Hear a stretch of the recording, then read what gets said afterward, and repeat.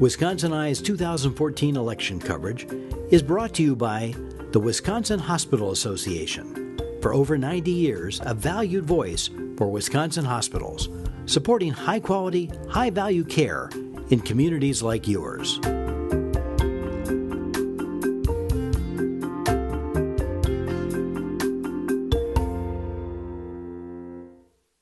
Covering the 2014 elections, Wisconsin Eye's in Milwaukee, interviewing Congresswoman Gwen Moore. She's from Milwaukee. She's a Democrat. She represents the 4th Congressional District. Gwen, welcome back to Wisconsin Eye. Hey, thank you so much, Steve. Programming note, Wisconsin Eye appreciates the support of the Wisconsin Hospital Association, which represents more than 139 hospitals and health systems, for making these candidate interviews possible.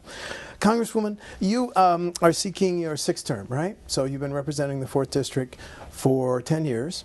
How have you seen the district change and the needs of the districts in the 4th District change, please? Well, I can tell you that the 4th District has geographically expanded to include the northern suburbs of Milwaukee. And, of course, the entire city of Milwaukee was already contained in the district, and some of the southern suburbs on the other end. One of the things that I've seen change a lot is that even though the district has grown to incorporate some of the more opulent areas in Milwaukee County, that poverty has continued to be a major challenge for the district. We have found, for example, on the southern end of the district, many formerly blue-collar workers that worked at Minnie and Cudahy and St. Francis and South Milwaukee that benefited so much from all of the manufacturing activity. Mm-hmm. I have had many discussions with local leaders there, and they are desperately in need, for example, of WIC, the Women, Infants, and Children's programs. Mm-hmm. That the need has risen there. And of course, over the last decade, while the country continues to heal from the recession of 2007, which really took a huge toll everywhere in the country and here in the 4th Congressional District, there are areas, of course, in the inner city that have not been so fortunate to have seen the full recovery. Certainly on the north shore of the district, even though we have a more opulent communities like Whitefish Bay and Shorewood, they have very, very old infrastructure, particularly the area of water resources, and the just sort of the gridlock in Congress regarding putting out monies for water energy projects has really sort of pressed those local village leaders into trying to raise the taxes to get this work done. And of course, our own governor, Scott Walker, has been unwilling to enable local officials to raise the kind of revenue that they may need to meet these challenges. And so I have seen there be, and that's on the negative side, but on the positive side, I have seen the manufacturers, our mayor, the federal government come together to try to recognize some of the many assets of our community. We were just recently designated, because of our manufacturing base, as being eligible for priority in terms of grants and programs from the federal government. Also, the recognition that we have so many water resources in the community, and the Water Council and M7 and the partnership with Marquette University and the University of Wisconsin has really enabled us to look at the district in new ways, create curricula around water resources, and to really become not only a regional, national, but international folk looking at us toward the future in water resources. Do the residents of the inner city, Gwen, do they need the federal government and its programs more than ever now? The people in the 4th Congressional District need them desperately. You know, the ongoing onslaught and effort to end the entitlement to food stamps. to end Medicaid. And let's just take Medicaid for example. The governor, in his ideological view of things, decided not to take the Medicaid money. Mm-hmm. I mean, billions of dollars over the course of the next several years. And what that has really meant, by the admission of his own Health and Human Services Secretary, a good friend of mine, Kitty Rhodes, is that we have a $93 million shortfall in the Medicaid budget. The Milwaukee Journal-Sentinel has reported at least twice that much in terms of a shortfall. And we're insuring, 125,000 fewer people. I mean, do the math, Steve. You don't have to go to the Wharton School of Economics to figure out that. It just doesn't make much sense. Right now, I was on the Finance Committee. The federal government pays 60 cents for every dollar that's spent in Medicaid. Yes. 3 years, it was going to cost government nothing, and then they were going to pay 90 cents to 10 cents, and the governor complains about that 10 cents that we pay. It doesn't work out. And of course, you mentioned that one of the sponsors of the program is Wisconsin Hospital Association. They must be screaming because of the uncompensated care that they're going to experience. Well, what's been the impact of the Affordable Care Act in your district, Congressman? Oh, there have been, first of all, I mean, I'm certainly a beneficiary of the Affordable Care Act, where I have, a granddaughter who's, over 21, been able to be grandfathered as a student onto her mother's health insurance program, a provision put in by our now Senator Tammy Baldwin. Certainly, people have seen their premiums go down, but because we didn't put up our own exchange, it has been tough getting the cost down. Just look at our sister state, Minnesota, and see how much better off they're doing than we are. And as the story went, it's a tale of two states. Mm-hmm. And so here we went from being a model for health care with our Badger Care program, senior care program, to really finding some struggles and not assuring people who should have been insured. We have people who are at 101% of the poverty level, who are poor by any definition, now being forced out onto the exchange, which of course they can't afford. So it's a mixed story because of the politics. In every speech he gives, President Obama calls for an increase in the minimum wage. What would raising the minimum wage mean for the residents of the inner city in the 4th District? Maybe I wouldn't have to go to jail if they would do it. Well, I'm referring to that incident. Okay, yeah. Steve, really, I think, I had a conversation really recently with the CEO of McDonald's, who makes $13.8 million a year. And even he admits that the minimum wage ought to be raised.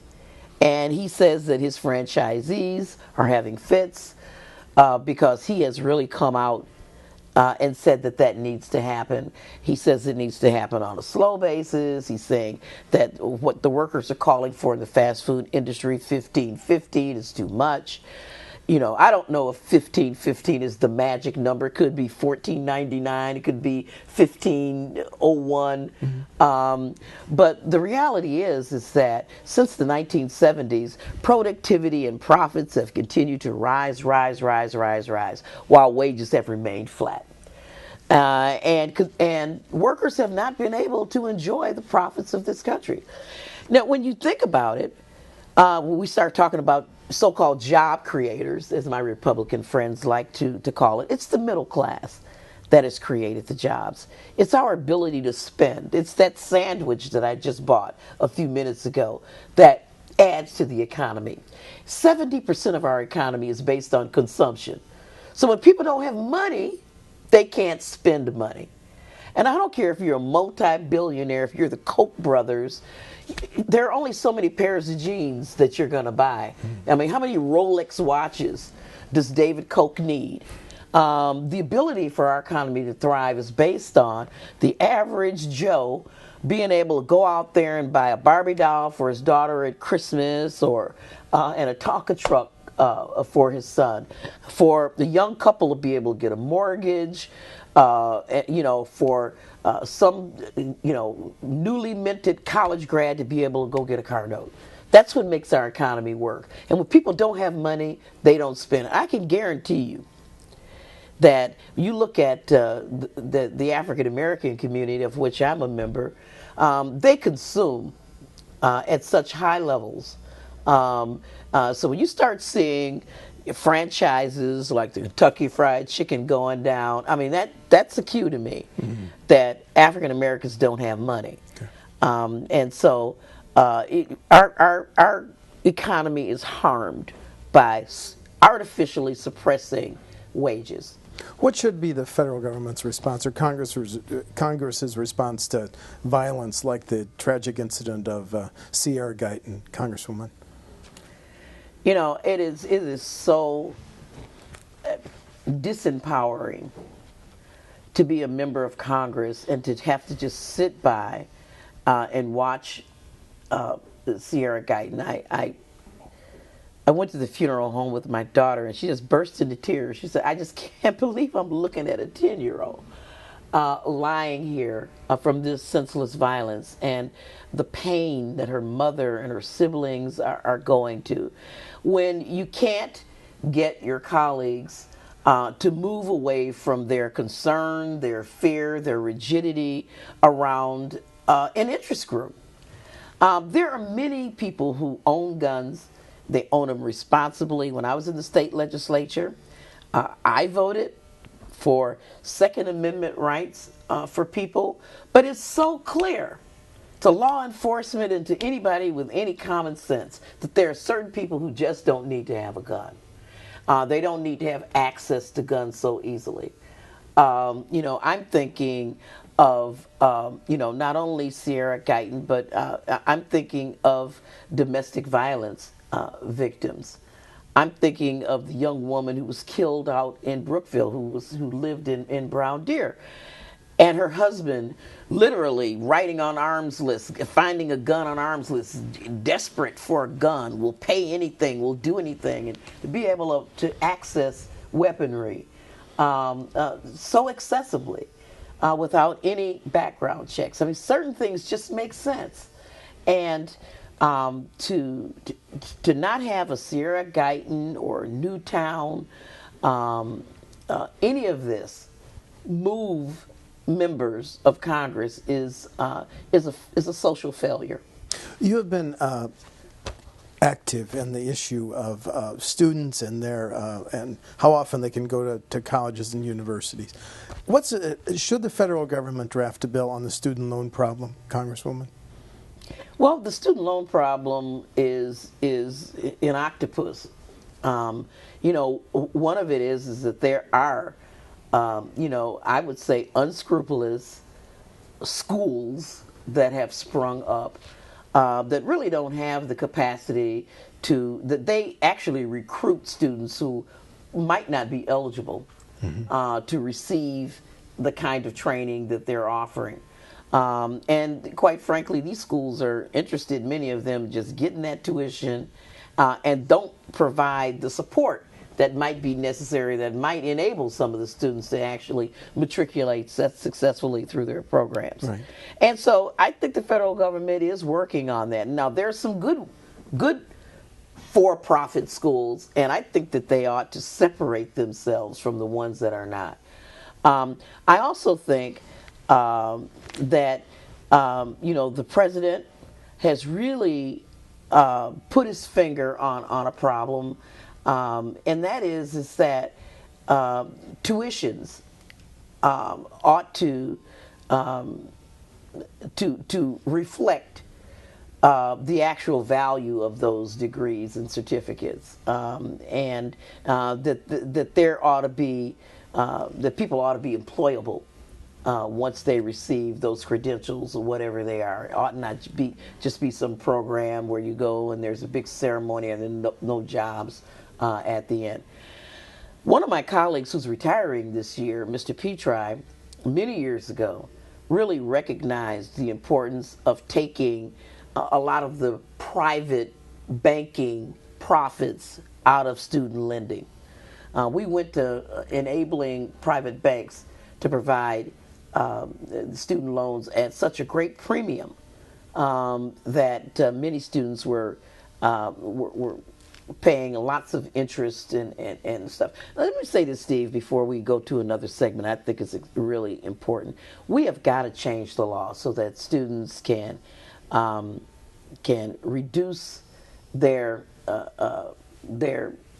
obligations with regard to student loans. We are stupid if we don't realize that young people going to college and going to technical colleges and learning the new skills is going to help our country pull us out of the economic lull that we're in and help us to compete globally. They need to be able to refinance these loans at lower rates.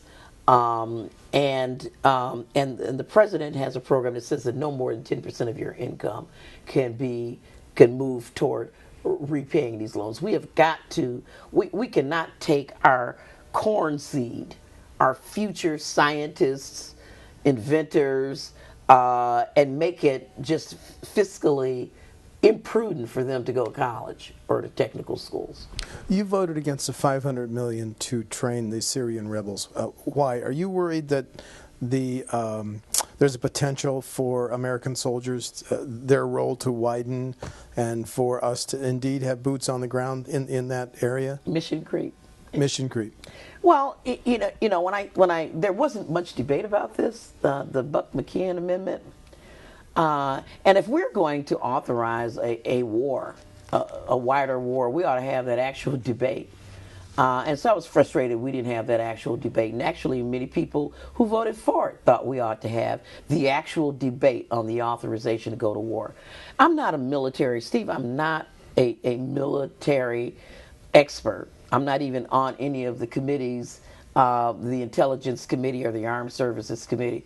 But having said that, it is just hard for me to see, number one, how we can really execute a war simply from the air, dropping bombs, without having boots on the ground. So, I know that General Dempsey, many of the Republicans like John McCain and many in the House have said, yes, eventually we're going to have boots on the ground. And so I am, I'm very concerned about declaring war in yet another arena, another theater. And so the promise that we aren't going to have boots on the ground, it seems to me, at best naive. I would say naive rather than disingenuous, because I do trust the president. I know that he is resisting war, but the people around him, I think, will eventually convince him to do it. The thing that I'm really, really concerned about, Steve, is this coalition, so-called of Arab countries that I think need to be taking the leadership. When I listened to the president's speech that night, I was concerned about his saying we're going to lead a coalition of Arab countries. I mean, these countries have got to take ownership of this problem.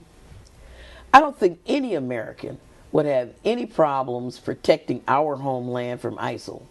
If they try to cross any one of these oceans, I don't think there's an American anywhere that wouldn't say, let's put boots, arms, necks, noses, everything on the ground. Okay. But to say we're going to lead a coalition over there really adds to the narrative, the banality of evil that some of these groups have, that the Western infidels want to kill Muslims. And I just think that we add to that narrative by not having solid partnerships. I mean, why do we need permission to train folks in Saudi Arabia. Saudi Arabia has enough money to train them themselves if they're concerned. Well, Speaker Boehner talked about bringing the House back for just that vote on what would amount to be a declaration of war. How would you vote for it?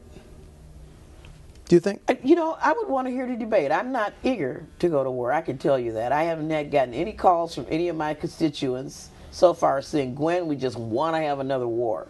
Okay. But the airport is right down the street. It called me, and I would not shirk my responsibility to engage. Okay. One issue that, again, doesn't seem has a chance of passing is immigration reform. It's so hard for you to even say it. Yes, I'll try to do better. How do you see that? Do you hold out hope for the next session of Congress? There'll be action on that? Well, immigration reform. I think of Martin Luther King Jr. God rest his soul. That we'll hang together as brothers or just die separately as fools. Immigration reform is inevitable. And I can understand why people are xenophobic. There are partisan concerns about Hispanics becoming Democrats, and why wouldn't they be, since Republicans are the ones that are putting up the walls and barriers to naturalizing many of these folk who contribute a great deal to our economy. And that's it. I mean, comprehensive immigration reform ought to do many things. It ought to focus on family unification. We've got kids who are citizens of the United States. They shouldn't be separated from their parents. The bad guys who are here, comprehensive immigration allows us to separate the wheat from the chaff, get the bad guys out of here. A path to citizenship, folks would be working on the books, providing monies to the Social Security Fund. I mean, I'm thinking green here. Mm-hmm. I mean, these 11 million immigrants, we're talking modestly, according to the CBO, $500 billion just in the first decade, and over $1 trillion in the second decade of immigration reform. We're denying the Treasury monies for Social Security, to meet our obligations to the baby boomers, by having these folks work off the books, and quite frankly, benefiting corporations and businesses that can work these folks off the books for less than fair wages. Should they have to pay what amount to fines or some amount to get the path to citizenship? I think we have had a bill that has been languishing, that outlines all of those things, and it's no free ride for anyone. Okay. What's at stake if the Republicans capture the U.S. Senate on November 4th, Congresswoman? I don't want to. I think that women will bear a tremendous burden if Republicans capture the Senate. Not just from the perspective of reproductive rights, but Republicans are just hell bent on destroying the so-called entitlement programs. That's Medicare, Social Security. Are you talking about Paul Ryan's plan for block grants? Yes, that and more. Excuse me for interrupting. And women are the primary beneficiaries of Pell Grants and Medicaid and Social Security. So it's not just reproductive rights, which they suffer, but those things as well. The environment would be devastated. And I'm not just talking about something like the Keystone Pipeline, which, I think honest people can disagree about whether we ought to do that or not. But when you think of the Koch brothers and their agenda, I mean, they want to, what they call job-killing regulations are environmental protections for clean air and clean water. I think that we will, all of the so-called bills that Republicans claim are sitting in the Senate and our Democrats are blocking are things that would absolutely destroy, be the beginning of the end. We have a hard time getting them to believe in climate change or science. I think energy policy is just fossil fuels and drill, baby, drill. I think that our ability to advance the new technologies to capture solar energy and batteries, we'll just hear this rhetoric about Solyndra and so forth. I think that there'll be a huge setback in the new energy economy under a Republican controlled, both of their houses. Now, luckily, for the next 2 years, President Obama won't sign any of these things. Right. But I do think that we will see literally just a horror show of disregard for women, for the environment. I think the war saber rattling will continue, and I think that we'll see a tax code that gets completely skewed toward the wealthiest folk, and with the evisceration of so many programs that benefit not just low-income people, because we've got 47 million people who, whether they want to see it that way or not, are poor, because most of the spending that goes on in this country is spent through tax expenditures to wealthier people. Well, while we're talking about energy, in June the EPA announced a plan to cut, it's a draft rule, to cut coal emissions by 30% by the year 2030. Do you support that? I do. You do. And we've always heard this cry that it can't be done until we're geniuses, until we do it. And if there are modifications in that rule that need to be done as we move further toward 2030, but I do think that it'll create a lot of jobs for people to be put to the test to try to figure out how to do that. I mean, we just we have to leave the planet intact for the next generation.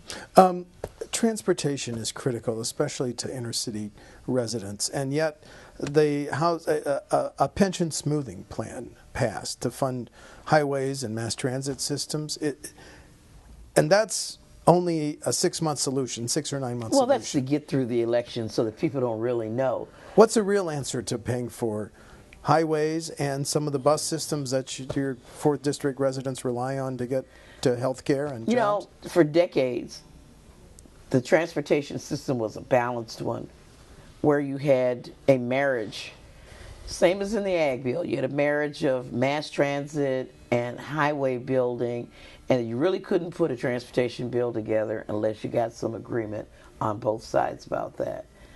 Now Republicans are, they are reverting to being totally and completely concerned about building highways, it's just painful to think about the $800 million that Scott Walker turned away for that train, which, Steve, it was going to cut across Illinois, Wisconsin, and Minnesota. 30% of the populations of each of those states were going to live in the path of that train, which would have created so much economic opportunity out at the vacated old A.O. Smith Tower automotive plant. Mm-hmm. There were jobs making the train sets and repairing those trains. We will never recover from the politically motivated desire to not give Obama any benefits with that public transportation. The Black Health Coalition, my good friend Dr. Pat McManus, they were successful in suing the state of Wisconsin because of their desire to split public transportation away from highway transportation and to force them to look at public transportation. I mean, elderly people, students, the disabled don't have cars. They need public transportation to be able to get here or there. And we have suffered tremendously in the 4th Congressional District for lack of reliable, efficient public access. My sister's in a nursing home, and I was one day going to take the bus to go see her. And no matter what route I mapped out, and it was one of those frigid cold days, I was not going to be able to avoid not standing on a bus corner for 30 to 40 minutes. Trying to make a transfer. Trying to make a transfer. Okay. Time's slipping away. I've only got a couple more questions. Should corporate inversions be stopped, Congresswoman? Well, I just think that, it's just one element of the tax code that really does need to be remedied. Yes, they should. I mean, right now, if unless you want to give ownership to some foreign corporation, you ought to be paying taxes here. Campaign finance reform in wake of Citizens United, in wake of the... Corporations are people, my friend. You don't believe that, do you? Well, the Supreme Court says they are. Well, except that they're treated better than people are. There's these unlimited expenses. I mean, pretty soon we won't be putting people's names on the ballot. You can just put, Coke Industries on the ballot and let people vote for that. Because, I think one of the things that a lot of us are proud of is, old-fashioned politicians, is that we're unbought and unbossed. To quote the late, great Shirley Chisholm. And, if you're going to have politicians that are bought and paid for by some special interest groups, you may as well put their names on the ballot. Is there any chance of a constitutional amendment to overturn Citizens United? Oh, my God. Right now we're stuck in structural problems because of gerrymandering. Mm-hmm. And so I think as a Democrat, I'm trying to hold on until the next apportionment to try to, people say, what have you done, Gwen? I'm trying to stop bad stuff from happening. Okay. I think that that's a great part of my stewardship right now. I want to give you a chance to highlight differences between you and your opponent on November 4. You've heard his ad say, in the 10 years you've represented the 4th, there's not been any new jobs created, so I'm going to give you a chance to highlight differences. Well, I think that the only thing that could have been worse is having my opponent be the member of Congress, because he would have added to the problems we have. There was, under the Affordable Care Act, which I voted for, he would not have voted for. We'd have had another 12,000 jobs just in that industry. I had our Republican governor of his party, set up an exchange here. We've got great industries in the 4th Congressional District like Johnson Control and Badger Meter, who are all set and geared up to take on the new technologies with regard to the new battery energy. But of course, people in his party, and I have no reason to believe that he wouldn't agree with them, have stopped all creation of new energies. Those woulda, coulda, shoulda, oughta, might have been some jobs that we could do, that we could have had in place. I mean, people in his party have closed down access to women's reproductive health. And I know for sure, just looking at some of his rhetoric, that he doesn't support women being in charge of their own health care. So that's a big difference between he and I. In terms of there being no new jobs created, I mean, his party, his governor of this state, who I assume he agrees with, that has promised 250,000 jobs, which haven't occurred because he's turned down federal money for trains, turned down federal money for Medicaid. His party, who has a shortfall in our Veterans Trust Fund, back to congressional issues. I mean, it's his party that don't want to reauthorize the Export-Import Bank. And I've heard from countless, not just big industries, pleading for us to do this, but the endless supply chain all through the south side of town where he lives, small metal fabricators who depend on the Export-Import Bank. And so I think that while I've been struggling against the gerrymandering that has put Republicans in power, were he to be elected, he and others like him, and take over the Senate, God save America. Congresswoman Gwen Moore, Democrat from the 4th Congressional District, thanks for talking Wisconsin. Thank you, Steve. Thank you.